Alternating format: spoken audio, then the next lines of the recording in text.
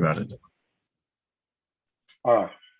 All right. Well, welcome to today's webinar. My name is Dayo Jegede, and we'll be talking about finding and analyzing real estate deals. I hope we're going to enjoy it. All right. If you're just joining, Dayo Jegede is my name once again. I really appreciate your time. Thanks for joining, everybody. As we start, I always like to start with, a video or something. By a show of hands, how many people you can just show on your screen or just say yes or no? How many have seen this movie before, The Pursuit of Happiness? It would be nice to see your faces. Okay, Jimmy, Elias, Sandra, this is great. Sonia, oh wow. Okay, good. Ayo, Kemi Alonge, that's a great movie. All right, Ajibola. All right, good. I'm just going to play a snippet of the movie. I encourage you to check it out. I like to always start with those kind of encouragement. So let me share the other screen. So bear with me. I'm going to be doing back and forth a little bit. So this is my other screen. Yeah. So I need it to be a little bit quiet so that you can, hear it out. Can you see my screen? That's about it. Okay, that was The Pursuit of Happiness. Like a lot of people have seen it. So I just wanted to, share that with us in terms of, when you are pursuing your dreams and you have a vision for yourself, don't let anybody always tell you you can do something. If you believe in yourself, you can always get there. If you have not seen that movie, go check it out. It's a very good movie. I've seen it a couple of times. We just watched it again in my house a few days ago. All right, as we get along, quick introduction. I always say your network is your network. So just a quick show. Let's see where you're from, your first name, your city, and states where you're located or your country. Just want to recognize everybody. So if you can just, give a quick shout out. Let's know where you're from. Hey, Anefio from UK. Thanks. Kels, good to have you here. Please tell us your first name, from your state and city, from Lagos. All right, Kelechi. Oh, I remember you. Okay, Kevin's friend. Thank you very much for joining. Anybody else on the call? Tell us where you're from quickly. Hi, Sonia from Portland.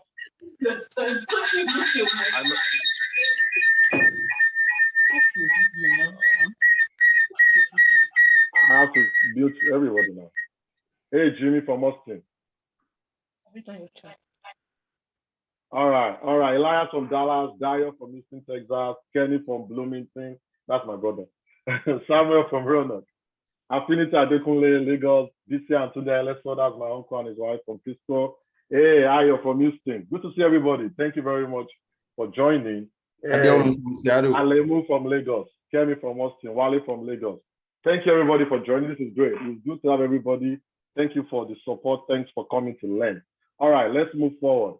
So today we'll be talking about finding and analyzing real estate deals. It's going to be more about math. So, just punching numbers and understanding how things work. We have a speaker. His name is Rod Joseph. I like to always embarrass him. He doesn't like me to present him that way, but he is my mentor when it comes to real estate. I met him when I was in Atlanta. So, in fact, we were reviewing the program yesterday, and rather than focusing on the program, we went deep into other things we're going to talk about. Hey, Dario, what about this deal? What about that deal? It was helping me out again. So he's someone that has been very passionate in real estate. He's been helping people. He's helped me a lot. I'm happy to have Rod here. So Rod is a real estate investor since 2006. He's going to talk more about himself. So while I hand over to him, please, if you have any questions during the conversation, he told me that it's okay to welcome questions. So raise up your hand. I'll call you to ask the question. He will prefer to ask questions as we get along rather than waiting to the end. So without further delay, let me introduce him himself. Rod, you can take over the sharing. All right. I'm gonna stop sharing. Okay. Okay. All right. So I'm going to share my screen now. All right. Can everybody see this? Yes, sir. Okay. Excellent. So yeah, what I wanted to talk about today was, well, I guess my name is Rod Joseph. So like Dale said, I've been investing since 2006, probably before then, but seriously, with intention, I've been investing since 2006. Um, and I just wanted to go over a few ways that has worked for me to find property, investment property. And I hope, everyone can take away something from this. And I see a lot of you guys are from different parts of the world. Of course, I'm talking about the US market. Some of these techniques might work also for you, but I'm considering that this is in the US market in the city of Atlanta. Specifically, this is what worked for me. All right. So finding an investment property, it's not always the easiest thing, but if it was easy, everyone would be doing it, right? So speaking of easy, I'm going to just go over the different ways from easy to the more advanced techniques. Okay, and the easiest to me is Zillow, right? Using your online resources. This way you don't have to talk to anybody. You don't have to, you can do it in your underwear at 3 o'clock in the morning.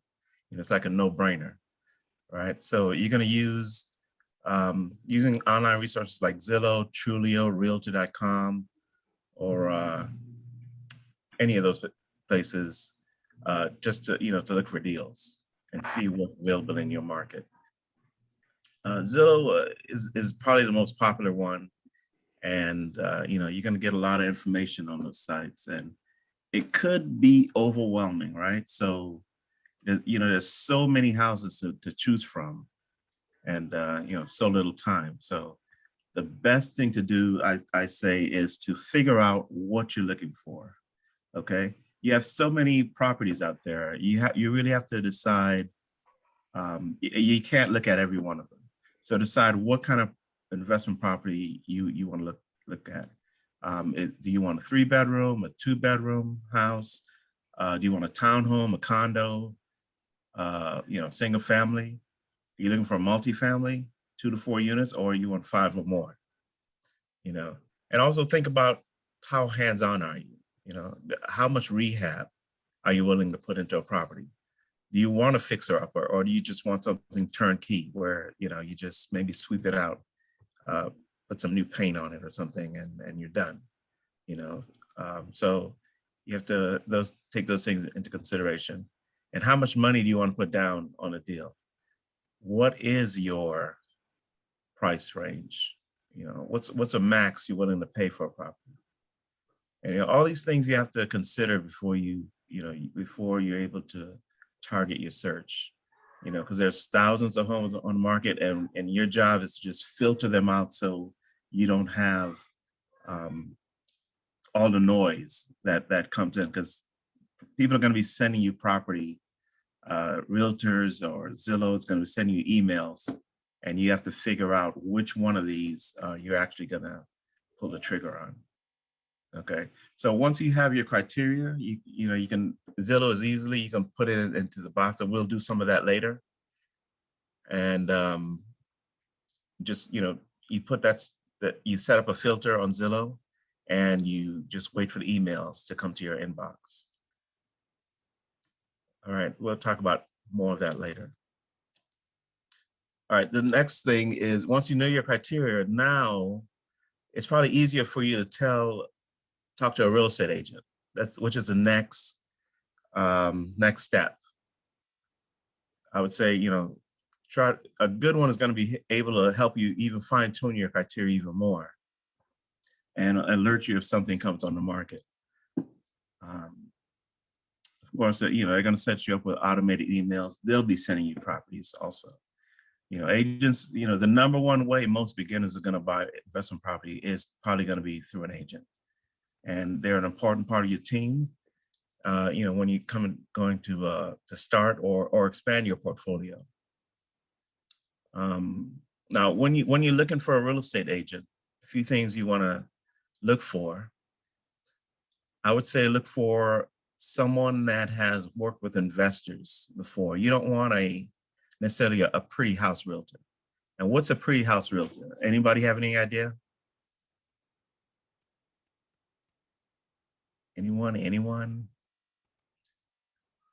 A pretty house realtor, for me, in my definition, is probably the ones, 95% of the ones of the realtors out there are probably going to be that type of realtor. They're just going to open a door.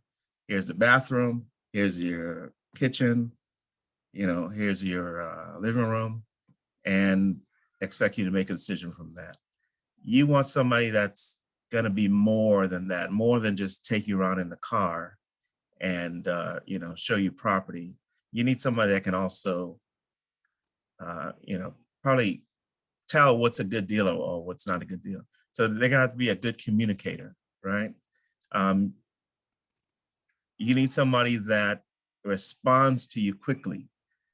When something comes on the market or you have a question that you're curious about something, you need somebody that is going to be able to respond to you quickly and also probably communicate with you how you want to be communicated. Some people like text messages, some people like phone calls.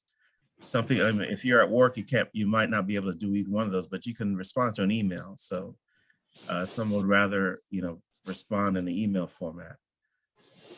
So as you're out there looking for property, you want somebody that's going to be able to respond to you and get back with you quickly. Also, they have to be a good negotiator.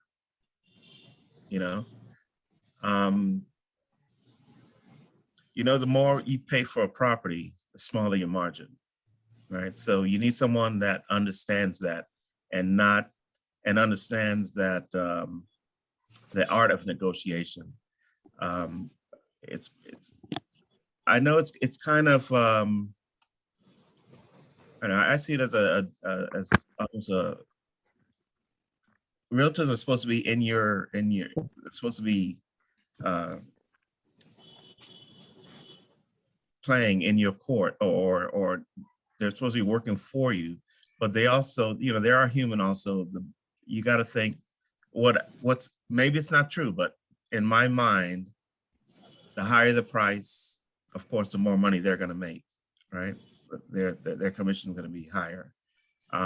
So somebody that does not think that way, you need somebody that also puts your interests first.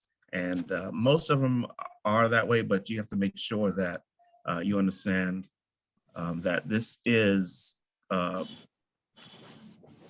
me, it's a conflict of interest, right? It might not be so in most cases, but to me, it seems like conflict of interest where not all of them will think about the price of a property and how it affects you as an investor, not just trying to get the best price for the deal. You got to get the best value, I'd say. Even if you're paying a little bit more, that's fine, but it has to be a good value for the deal. Also, you need a local expert. All right, someone that knows the area that you're looking for to buy property. They know the neighborhoods. They know what neighborhoods are changing, what streets you need to stay away from. Maybe what are the city's plans for a particular area? Some areas are going under gentrification. Some areas are not. They're falling. The level of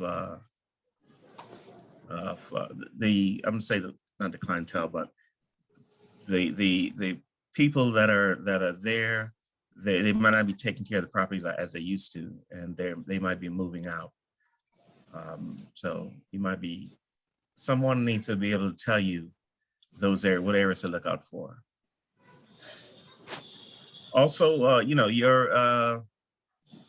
they need to know the investment world. They need to know how to analyze the property. They need to know, a few contractors, how to, because some things might be, maybe you run into a house that might need some construction work or some kind of rehab done. It might be a lot, might be a little. Maybe they can offer you some contractors if you don't have any of your own that can also help you out with that. They need to understand, fix and flip concepts, hard money lenders, that sort of thing. All of those things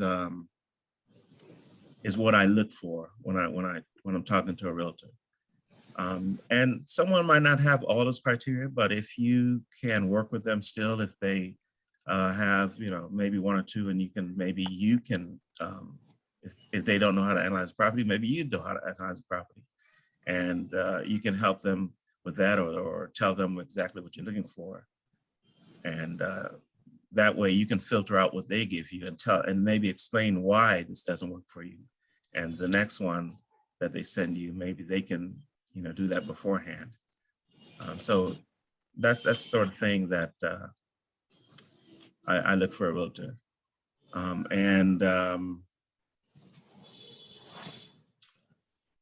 Let's see. So the next, besides a realtor, I got to the next step I would do if I was to look for property. This, my favorite strategy of this is direct mail marketing. Right now, this is more of an advanced strategy.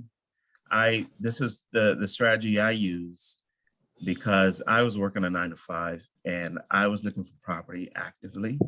And because I could not leave my desk sometimes, but I still needed, I was looking for a multifamily, a duplex, and they were hard to find in the Atlanta area at the time. So what did I do? I found out about a concept called direct marketing, where you mail, I got a list of all the multifamily duplexes, triplex, fourplexes. I got a list of them from a source on the internet. We can talk about that later. And I sent a letter, a postcard to them saying, "Hey, are you willing to sell your property?" And you'll see these. If anybody here owns property, you'll probably get a few of these in the mail. Someone's looking to see if you're willing to sell your home. Okay, they want to buy your house. Usually they'll say for cash. So I said, let me try that because I really don't have time to look for a property. I know I want to buy one by the end of the year. I'm gonna send out these postcards, and let's see what happens. All right. So now, so what I did, I got a Google number, so they weren't calling my cell phone, and I put it on this postcard, send it out. I tried it for about 3 months, and I got some people interested, but nothing really came out of it, and I just gave up. All right, so I said, forget it. This doesn't work. But 6 months later, I got a call from someone that had one of my postcards, and he wanted to sell his duplex in Norcross. This guy, he retired to Florida. This was his last property. He was kind of a little frustrated with the property. He was a motivated seller. And at that time, time was, I made a commitment myself I wanted to buy a property by the end of the year. And, I was motivated. I was a buyer. I was still in the market. And we worked out a deal where I bought his property, his duplex, for $115. And duplex at the time was selling for like $180. Right. So, so this is proof that, this direct marketing works. So that's another strategy that I was, and it's easy. I'm gonna say it's easy. It's easy in a way that you're just gonna be mailing these letters off, and you wait for somebody to contact you. All right. The next thing, this is another way. So I bought that duplex, right? But now, I realize why the guy sold it so cheap. It's because, if I was driving down the street of that property where that duplex sits, it would have stuck out like a sore thumb, which brings me to the next strategy is driving for dollars, right? Driving for dollars is simply looking for a house that's distressed, obviously distressed, as a real estate investor, your best deals are going to come from finding people that need to sell their house, not want to, but need to. All right, those are going to be your best deals. And yeah.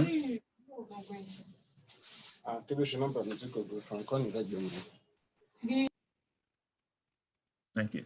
Driving for dollars simply, you're going to drive around in the neighborhood that you're interested in. And if you see any houses that in distress, like the grass is going to be high. It has maybe a cracked window, a broken window. There's newspaper piling up. The paint is peeling. And you'll see these in some neighborhoods. Get that address, write down the address, and find out if you can contact the seller. Maybe mail them a letter or saying that you're interested in buying that house. Basically you're looking for the worst house in the neighborhood. And so those are, that's another way that you can find property, right? Other than what we spoke before. The next thing is wholesalers.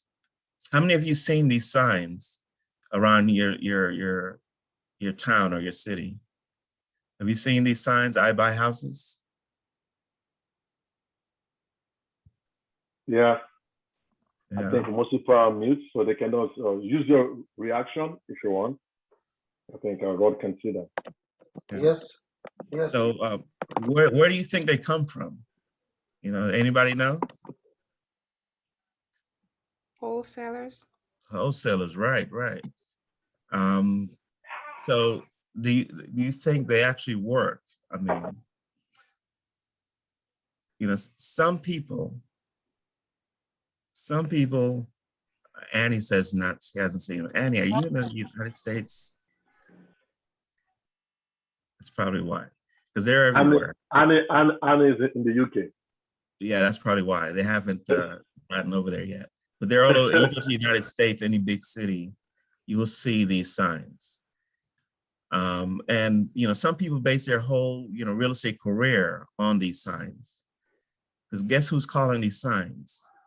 Motivated sellers. These are people that want to sell or need to sell their house. That's the type, and that's exactly the type of people you're looking for. All right. But let me tell you a secret. If you're looking for a deal, do you know who else can call the signs?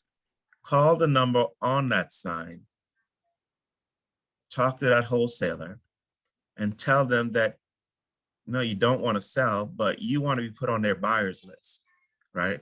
Because they're going to run across deals all the time. People will be calling those signs, and they need someone to sell those houses to if they don't buy them themselves. So you get on their buyer's list, and they will contact you if they have a house that's for sale, or if they find not a house that's for sale, if they find a house that that they're willing to, that they want to sell. Usually what they do is they blast it out to their buyers list, and that's how wholesalers make their money. They might take maybe a piece of the action. You get yourself a nice house. Not a nice house, but it's probably going to have some issues, but you got to be able to deal with that. If you are a real estate investor, you're going to have a handyman, you're going to have a realtor that can help you out with this purchase, but this is how I managed to solve the problem of how to get in front of these deals before, while I was working 9 to 5, I just didn't have time to do some of these steps that it takes to actually go out there and find a property. Because most of the time when I got there through a like a MLS search or Zillow search, there's already like 10, 20 people have already put offers on that house. They've already looked over it and decided whether or not they want it. But I wanted to find a way to get there before anyone else, or as close to at least amount of people as possible. Right. And so, that leads me to, we covered, real estate agent, wholesalers, online resources, right, driving for dollars. Now, also, we didn't go foreclosures, REOs, and auctions. That's another way you can find property, but it probably goes a little bit more into more than what we have time for right now. I noticed it's coming into Hey, Ross. Yeah. Yeah, we have a question. How can you find the address of the owner? That's the distressed house. My guess is she might not come to the property. He or she might not come to the property. So how do you find the address of a distressed property? So the owner of that property, if you are in a, most of the time, the property has to pay taxes. The owner has to pay taxes. So pick what county you're in, or a city, a county, or whoever is a tax authority. Usually they have a database or online access to help owners pay property taxes. And there's a search you can do. Just put in the address of the property, and it will tell you, it'll give you the address of the person that's supposed to pay that tax. And that's who you mail to. Does that answer your question, Sonia? Yes, it does. Thank you. You're welcome. Oh, one more thing about that. So that will find you a regular, like, let's say it's an LLC. All right, so an LLC, you might have to do a little bit more research, but find out if they have an LLC, they probably registered with the state.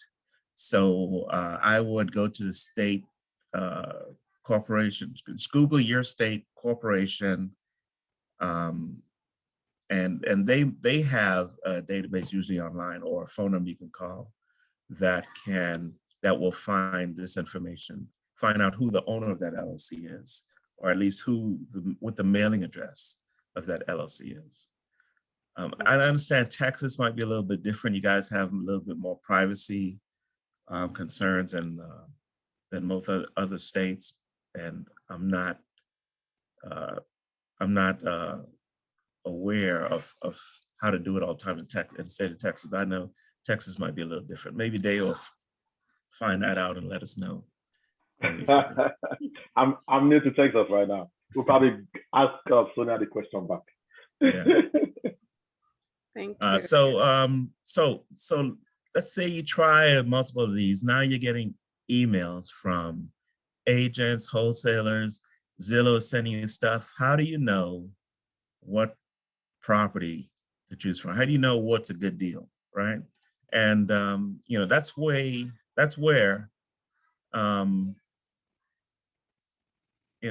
where you have to get good at analyzing deals. All right. That's the number one factor that prevents potential real estate investors from building wealth is fear of what could go wrong, right? And that is, you're afraid to put a contract on this property. You're afraid of what could go wrong if you bought this property. Are you buying the right property?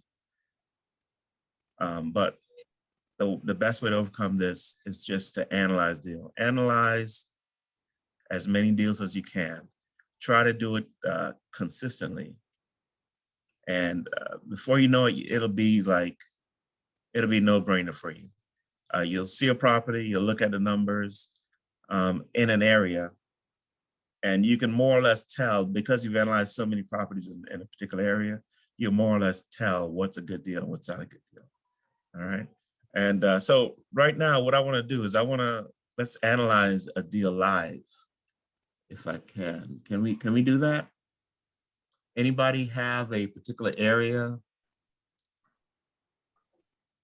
All right. So at this point, if you know, just give us a state, most likely in the US. Give us a state or a city. Let's analyze a deal together online so that we can see how we do it. All right. Someone said Houston, Texas. Gary, Indiana. East Austin. I don't know where East Austin is, Jimmy. Macon, Georgia. All right. We have too many options, Dale. Go ahead, run it. Okay, so let me, we got Austin, Texas, Gary, Indiana, East Austin, Macon, Georgia. So where do you want to go, Rod?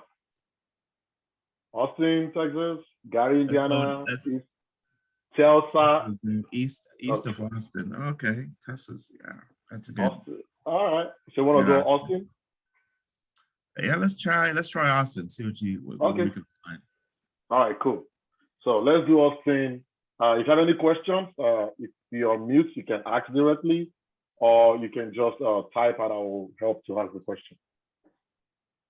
Yeah, I'm also getting these lines.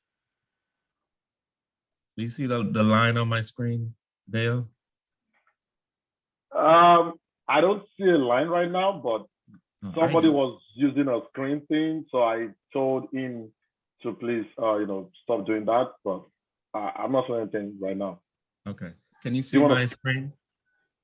We can see your screen. Okay, great. So Austin, Texas, and who said Austin? Jimmy. Jimmy, what are we looking for? You want to unmute, Jimmy?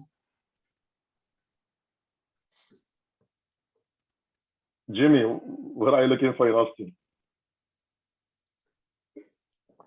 Single family, multi-family, duplex, fourplex.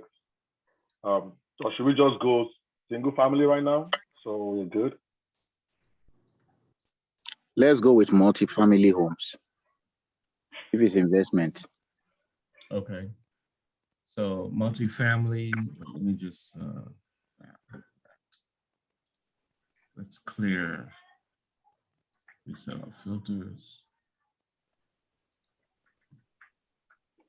And we're gonna go for multi-family.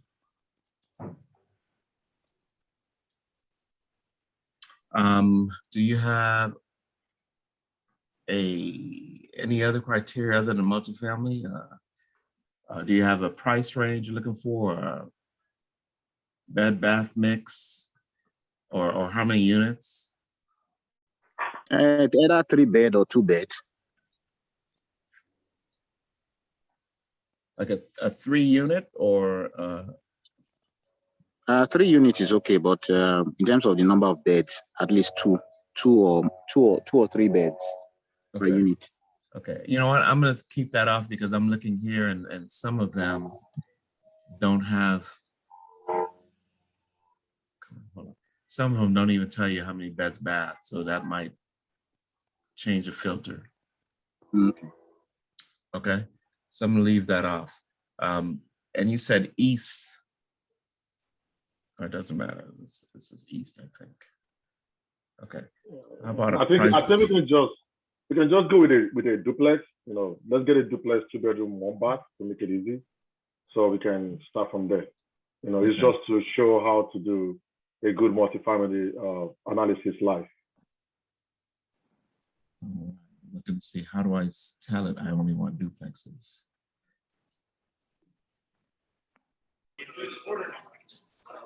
Just because they duplex.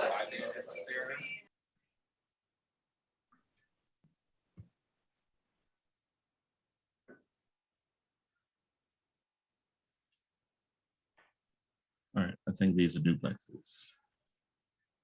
All right, that's one. The one with the high ceiling. The one on the left, down a little bit. Go down a little bit. That one. This one. I think, yeah, that's a duplex. I think we can use that. Want to check it?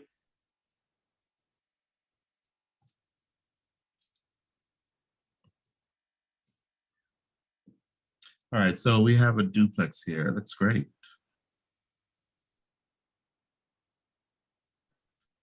think it's kind of slow.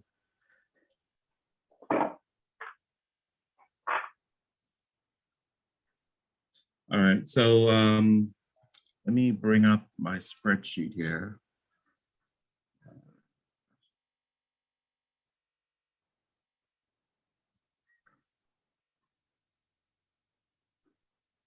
So I have a spreadsheet that I use. Can you guys see this? Yes, sir. All right, there we It's go. loading. Okay. So this is a spreadsheet that I use to analyze, and I think Deo has a copy that he can send to you guys after the meeting.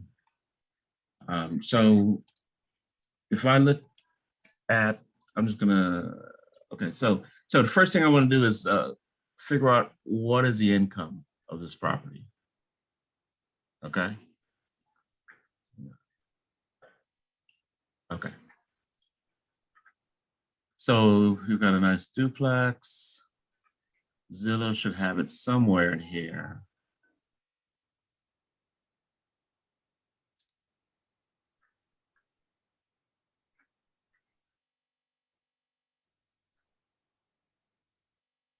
We don't see it. What are you looking for? Oh, maybe we can just Google rental estimate. We specify the zip code.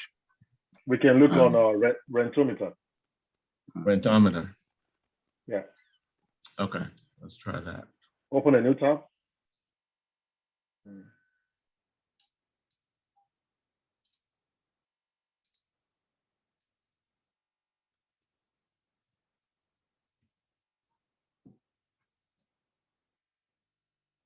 Let's see if this works. 7-1.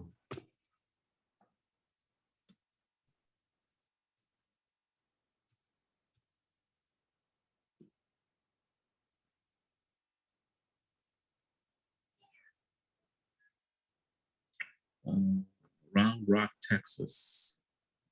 All right, this thing is in my way. All right.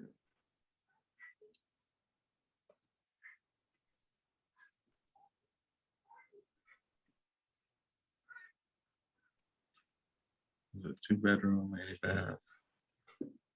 I don't know. All right, so it's saying the average is 1342 in the area. So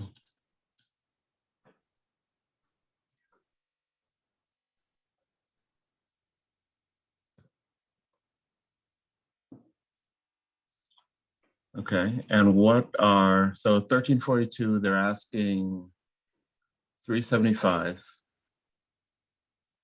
So I'm going to put in the sales price here.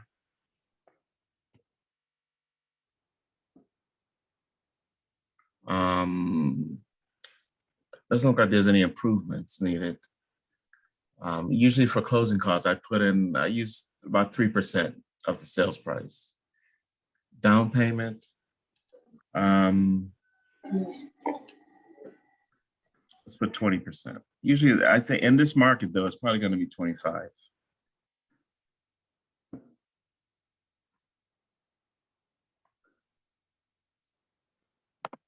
And my question is, what about if people less than for down payments? You can put less if you want. Like if you're going to move into the property, you might get away with 3%. You know, if you're going to be a owner occupied, but if you're an investor, it's probably going to be a little higher. So what in your case, Jimmy, this is an investment property, right? For you? Yes, it is. Yes, it will be. Have you checked your finances to see what would your down payment be? What percentage would you put down? I probably won't do less than 20%. 20%? 20%, yeah. 10%? 20, 20. 20. Okay, so let's leave it at 20. So you're gonna finance 300,000. You're gonna put on 75K. So you're gonna come out with 86K of cash to close this deal. Okay. The next thing, so that's, and we've done an income. It's gonna, we're assuming it's 1342 on each side. Right? Now, the next thing, so that's our income. Now we would look at our expenses. What would the property tax be? For this, let's just go by whatever Zillow says, but you can look up the county records. All right, this one is assuming property tax is $691 a month.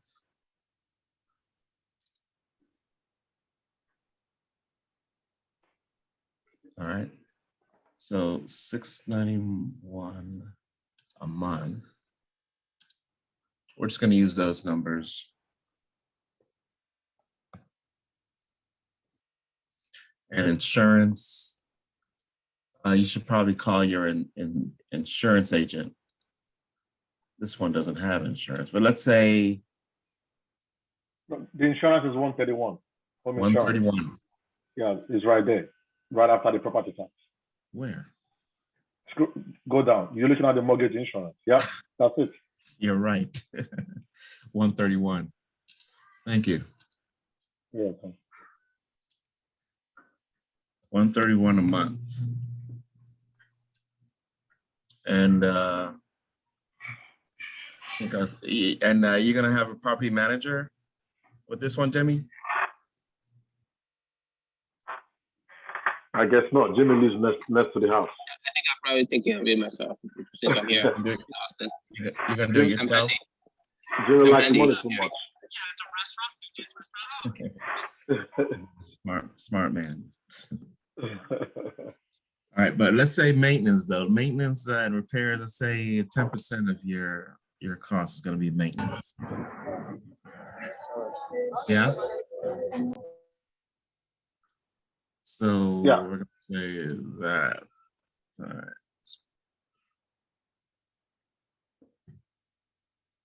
Okay.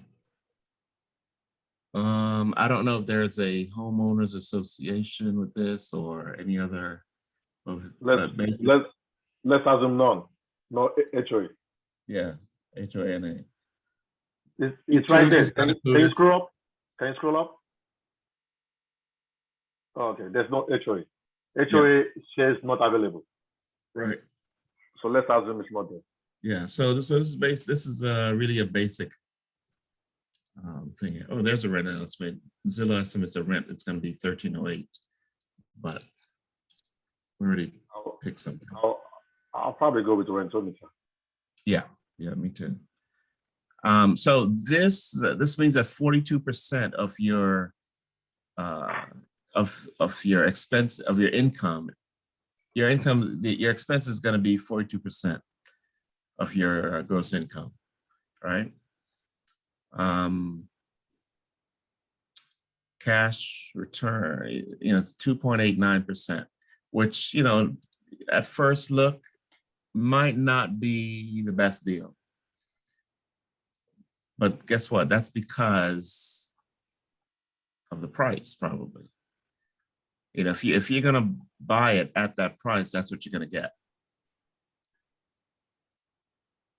All right, what do you think? I think we have to factor in the fact that, well, the market is really, hot right now. But obviously, if I'm buying an investment property, I don't intend to buy it at that price that is listed. So exactly. And I got to tell you, when I look at a property, or I don't look at the price. The price is the first offer. It's the owner's offer, right? That doesn't mean that's what you accept. I would say go to, at what price, figure out at what price would you buy this property, and that's what you make your offer on. Okay. Remember, you're going to be looking after, you're going to have multiple properties coming in to you. You have to just analyze them and see what works for you, what makes a good deal, right? And you can't I mean, we just did this in a few minutes, but you know, Zillow gave us everything. We didn't go exactly, we didn't call it our insurance company to check these numbers. We didn't, you know, we didn't call to get the property taxes. You can look go on the property tax website to verify these numbers. So we didn't go deep into it. We're just doing an overall view. You know, so is this a good deal? You should probably do 2, 3, 4, you know, like 10 properties before you decide whether something is a good deal or not in the area, right? So we should probably look at multiple homes within this area code. I lost it now. I see it. I lost it now. Where was it? Anyway. Still looking for. I have a comment. I have a comment though. Go I ahead. think one of the things, you know, when I put it in the window earlier, I said this is an area where Tesla is building its gigafactory Yeah. for production and all that. So there might be an intrinsic value that we're That is not true. looking at with this. Of course, I mean, you got to look at the numbers, follow the numbers and things like that. And that leads me Right. to the other question. Earlier, you said, you know, you don't want a pretty realtor. You want somebody who knows the area, it's going to be gentrified and things like that. But, you know, personally, I prefer to do my own research. So, for example, in Dallas, there were areas where, you know, toll road comes in, and then within 2-3 years, you know, the area is just a hot cake. You have developers coming. So I was going to ask, do you have any source where you can say, hey, let me go look at the 5 or 10 year development plan for a particular area, and that way you can invest and be the first to the market before those things come Yes. into situation. So most cities have a development plan that is way in advance, and that then you should probably go to their the board meetings, and that's where you would be able to find what is gonna happen before it happens. Or if I know Atlanta has a newspaper that you know, that keeps up on these things that you can. It's not I forget the name of it, but there is a source that keeps track of what happens in these meetings, and they will, you know, they will more or less give you like a heads up and say, hey, we're putting this part of the city is going to be, you know, it's going to, you know, like I know Microsoft is coming in a certain area of they're building something out in the east of downtown. I'm sorry, west of downtown of Atlanta. The quarry, I think it's a quarry. So I forget the name of it, but I know that somewhere out there, Microsoft is building Quarry Yards, Bankhead What is it? Highway, Quarry Yards. What is it? Quarry Quarry Yard. Yards. There you Quarry go. Yards. Yeah, thank you, Sandra. So your city or your whatever, I don't know who controls that area, your county must have a meeting before where they plan all these things out, and that's where you should go to figure out what's going on. Or if you know somebody that works in the department, or you know, bring them coffee or something, they'll tell you what's happening. Does that answer your question? Thank you. That answers my question. Yeah, Rob, let me just add, sorry, please. Let me add more context to that. You know, I've been fortunate to work with good realtors. So, you know, I noticed you actually spend a lot of time talking about the realtors, you know, when you were sharing your slides. It's very important to have a good realtor. And I remember, so I have 2 realtors I'm working with right now. Sandra is my realtor in Atlanta. She's really great. My uncle is my realtor in Dallas. His name is Tunde. He's also very great. So before I get into Sandra, well, I was working with my uncle where I wasn't even buying a house like 2-3 years ago. We're just chatting, and he was telling me about the development coming to Frisco and everything happening in Plano and Prosper and all that stuff. So he was talking to me from a realtor perspective. So what I'm saying is, if you have a good realtor, you're definitely going to get all this great information. Like before Tesla showed up. If you're interested in Austin market, your realtor should probably give you those information. You know, when I was in Atlanta, even some information I don't need, Sandra brings it to me. Even right now that I've left Atlanta, Sandra still sends me, stuff happening in Georgia, what is happening there. This is a good place to invest. So, apart from you doing your own investment runs, if you have a good realtor that knows that you're into investment, your realtor will be the one to tell you those development coming. Like this property we're looking at right now, even though it's 375, if you go check the history, I always prefer Redfin or Realtor.com. If you check the history, probably that house was sold for like 200 or 250 last year or 2 years ago or sometime. So these houses, they've increased in value because they figure out that there's development in that area. So yeah, the realtor is one of the most important things that you will need to be successful. Now, look at the map. If you look at the graph, Rod, did you see that? So that house just increased in 2020 from the 200s. If you go to 2020, you see, yeah, it just increased from 283 all the way to 375, like almost 100,000. So if you bought the house last year, this house is definitely going to cash flow very, very well. So just to give it back to Rod, it's very important to have a good realtor. That's what I'm trying to say. So That is true. If you're in the Dallas or Atlanta area, I can hook you up. All right. Just a quick one to chime in. My name is Ola, by the way. If you don't have a good realtor, you're just starting out, community newspapers are a great resource. I'm not yet an investor, but I know what is happening in Leander in like 3-4 years time. I know there's a $1 billion development. I know where the vote is. I know when they're going to vote. In the Austin area, we have a newspaper called Community Impact, and all of these board meetings, they're always publishing it. And the good thing is it's free. You just go to HEB, you pick it up, you read about what's happening in the real estate. And is there an online version of that? There's an online version. Yeah, some newspapers have an online version. That's another I thing. have one more question. Oh, sorry. Go ahead. So I think I told you earlier that I'll probably put 20% down if I wanted to buy anything, right? Which is what I've historically done. You avoid PMI and all this stuff. But you mentioned you can get away with 3%. So if I can buy, say I have $180,000, and I decide to move into the house, because it's my home, and I put 5 to 10% down, moving there for like 1 or 2 months.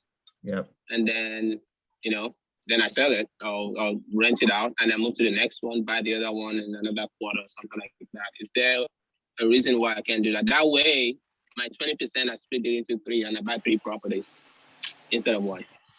So you can do that, I believe. There might be a time, I think maybe you should stay there within a year or something like that. Because those plans are, it's what your intention is, okay? They can't prove that this is your plan to just, you just want to get away with 3%. That's house hacking, right? Say it again? That's house hacking, right? Yeah, house hacking, exactly. That's what that is. So if you want to do that, I think you can. There should not be there's no issue. I don't see any reason why you can't do that. Can I ask one maybe question? Maybe not every 3 months, but maybe within a year. Can I ask so you? if he's doing an FHA loan, and it's an owner occupant or occupied, he's gonna need to stay there for a year, otherwise he runs foul of their underwriting guidelines. Right. I would say within a year, that would be good. In this case here, let me ask one related question in terms of reducing your down payment. For example, someone like Diana who has multiple properties, can't he use, rather than paying 20% in terms of 20% cash as the down payment, he could use some equity, maybe 5% equity in 2 of his houses as part of the down payment, right? That's doable. Well, you're gonna have to refinance or something like that to pull cash out. They're not gonna just look at it and say, "Oh, you have equity here. I'll just take some of that." He would have to refinance, get the cash out, and then move it to put it into. I have a question, please. Hello? Go ahead. Yeah, my question is, let's say you just bought a property or you're about moving into a property, that's the one you want to live in. Can you get another loan to get an investment property? I'm sorry, start from the beginning again. Okay. Let's say I just bought a property and I'll be moving into that property next month. Yes. That's going to be a family property where I would stay. Yes. Now, is it possible for me to get another loan for an investment property? Let's say I want to buy that new property, let's say by November. Can I get like a multiple loan? Yes. Okay. I would say yes. Okay.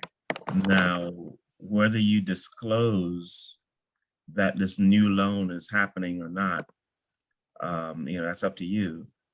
Are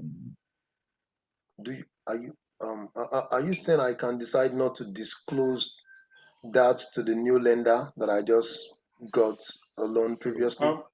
Where I say disclose, it means that sometimes, and your credit report might not show that new property yet, or it might not show that you have just, if you're doing like within a month, within 30 days, it might not show that you have acquired that previous property.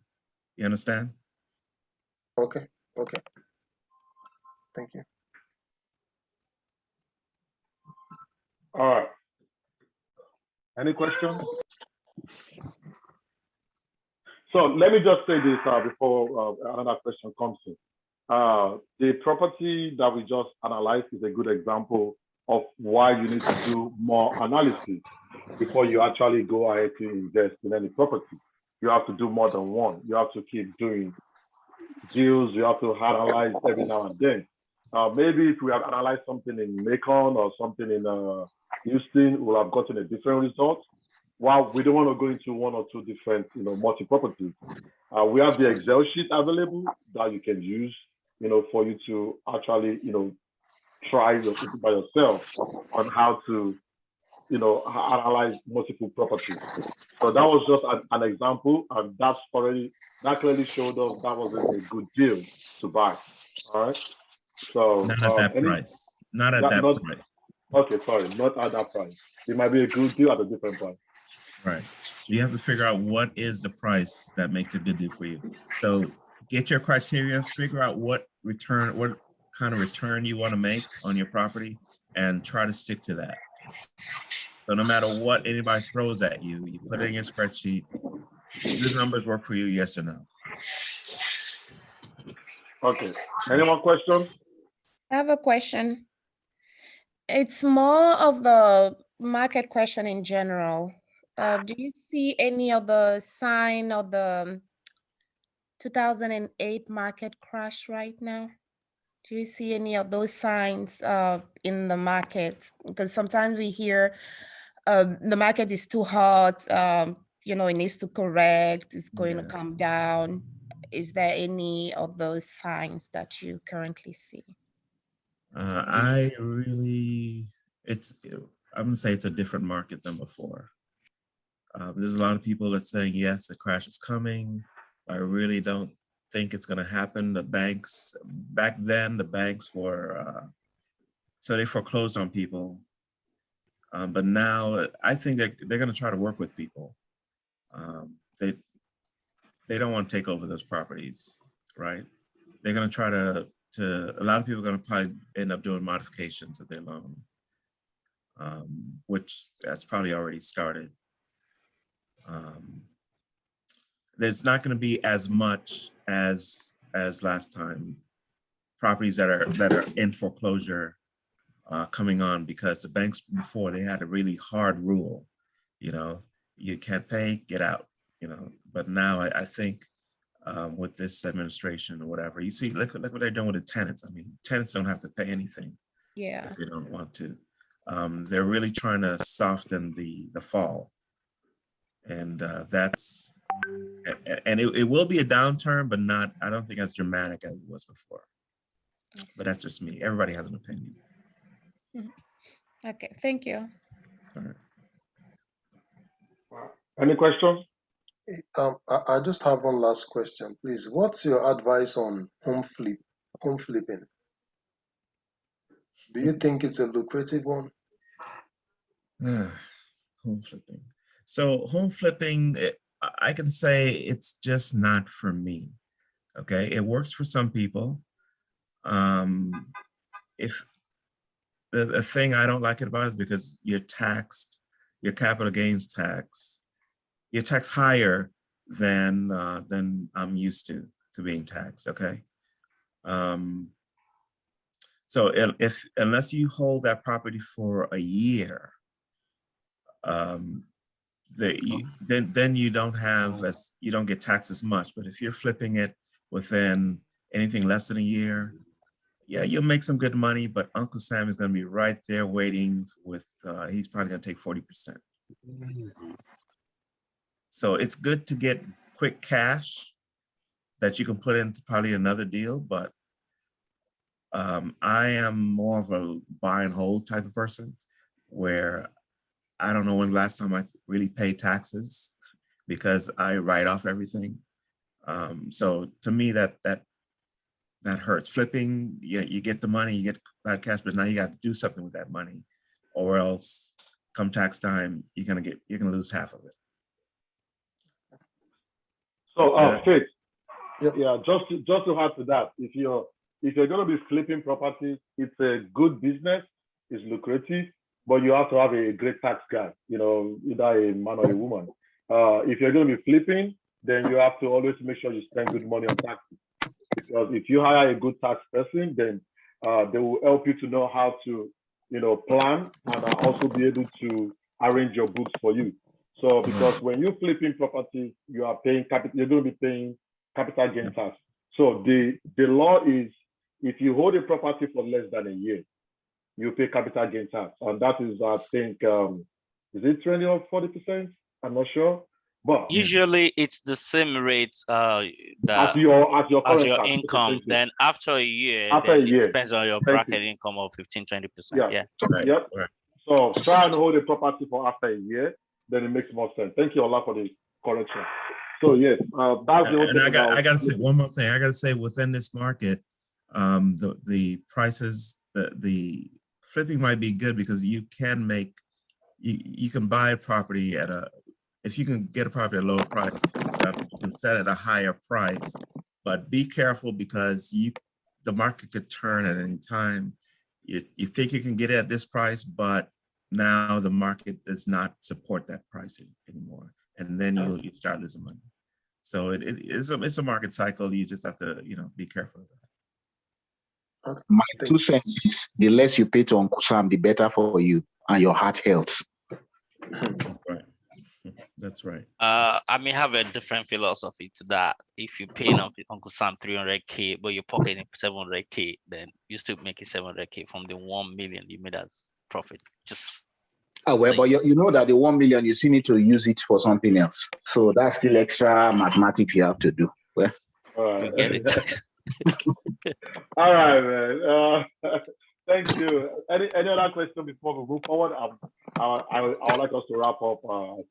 Okay, can I ask for a question, please? All right. Yeah, sorry, I might be reaching you from a phone. I don't know if everyone can hear me. Apparently, let's say this house property we're looking at, we're considering, you did say that the price is not the right price because it's a bit too high. So, but if you do have an interest on that property based on the location, or you have a good feeling that the property is just where you want it, is there like a way you can set an alert just in case the value drops? Is there like a demo you can say? Is there like a website that could help out to tell you that the price for the property has come down, then you can quickly take advantage of it? You mean like set up some kind of reminder or some kind of a reminder when there is a price drop? For that property, I think Zillow might have something, or a realtor could. So to answer your question, yes. On Zillow, on Realtor, on Redfin. You can have daily alerts. Let's say you want to always see single properties that are between 100,000 and 500,000. I can quickly show it and share my screen if we still got time. Yeah, sorry, So, that's but coming. I mean, on a specific property, let's say the one we're looking at right now. you the one mark you, that property as a favorite. Yes. yes, your So favorite. there's always a favorite tag, like a love. Once you mark it as a favorite, any activity on that property will be sent to your email daily. Yes, yes. So yes, you can do that, or you can set alert for a bunch of properties in a particular area that you want to check, or an individual property. So you can do that. Or better yet, what I would do is tell my realtor, send them a contract for this price that I want. And, you know, then the realtor could just send them that contract. They take it or they leave it, or maybe they'll keep it around for later when they thinking of dropping the price. Hey, this guy wanted it at this price also. You know, you never know. Yeah. Okay, that's brilliant then. All right. Thank you for the question. All right, moving on. Okay, so a lot of people have asked me about the link. It's right there. Visit our website, bluminedge.com/document. I will also share the link again in the chat for everybody to see. So if you want a copy of that Excel sheet, it's going to be very vital if you want to analyze the properties. The more you analyze, the more understanding you are going to get about it. What is a good deal? What you like investing? And also, if you want an extended, let's say you want to go further, you know, you can always visit BiggerPocket. So biggerpocket.com/rental property calculator. They have a detailed calculator that you can use for flipping, I think wholesale. They have for properties you want to hold. You know, they have for the one they call BOR. You know, you want to buy, rent, rehab, fix, and repeat. So they have those different calculators that you can use. So check out the links for more information. All right. Well, the webinar recording will be posted on the YouTube channel later today or tomorrow. So if you want to rewatch or you want to share or you want to grab those links there, I think you'll be able to check it out on Bluminedge. Yes, I will share the BiggerPocket link once we are done, before I close. Or let me start trying to type it. All right. Jimmy had a question about commercial deals. All right, go ahead. Strategies for looking at commercial deals. Commercial deal. Jimmy? What type of commercial deals? You mean like residential or business commercial? Oh, I'm talking business commercial, like a couple of shops. You know, I just don't like the idea of dealing with individual renters, right? But if somebody has a business there, you know, the likelihood that, you know, you're gonna continue to get money from whoever has a salon or something like that, you know, without less hands-on, no ACs down and things like that. So that's what I was asking. Okay. So I'm not a commercial type person, but you know, I do residential. But I would look at loopnet.com, right? Loopnet.com, and they have different more business type deals that you can look at. Okay. Yeah, please, can you restate that? How's it spelled? It's going to put it on the channel. Okay, loopnet.com. All right. Thank you very much, Rod. Thanks, Jimmy. Thank you. You're welcome. I guess some people want to jump from residential straight to commercial. All right. I say I'm dealing with future millionaires here, or potential millionaires. You know the scope, man. All right, man. All right. Thank you very much. Join our mailing list if you would like to get an invite for the next webinar. Actually, on the next webinar, I think we'll be talking more about mistakes to avoid when you're buying real estate properties in Nigeria. So that will be our focus next month. We try as much as possible to have one webinar a month for, you know, to educate ourselves. So please type your email in the chat. I'll grab it from there. if you would like to get an invite for the next webinar, and we'll look forward to seeing you there. All right, just to wrap it up, thank you very much for today. Really appreciate it. Connect with us. You know, we're on Facebook, Instagram, Twitter, LinkedIn, and YouTube. So we look forward to having these kind of conversations where we can challenge ourselves, we can learn better, and we can help each other grow to have financial independence. All right, thank you very much. I really appreciate your time for the past 1 hour plus, and have a wonderful weekend, everybody. Take care. All right, thank you. Okay, thank you. Bye.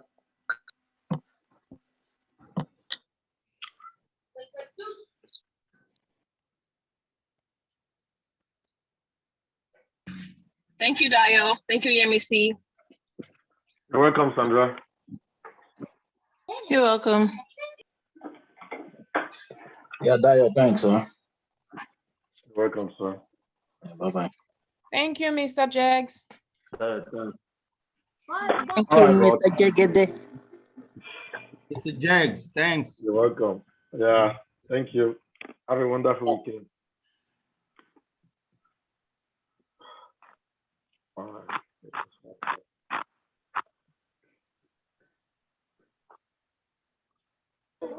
About.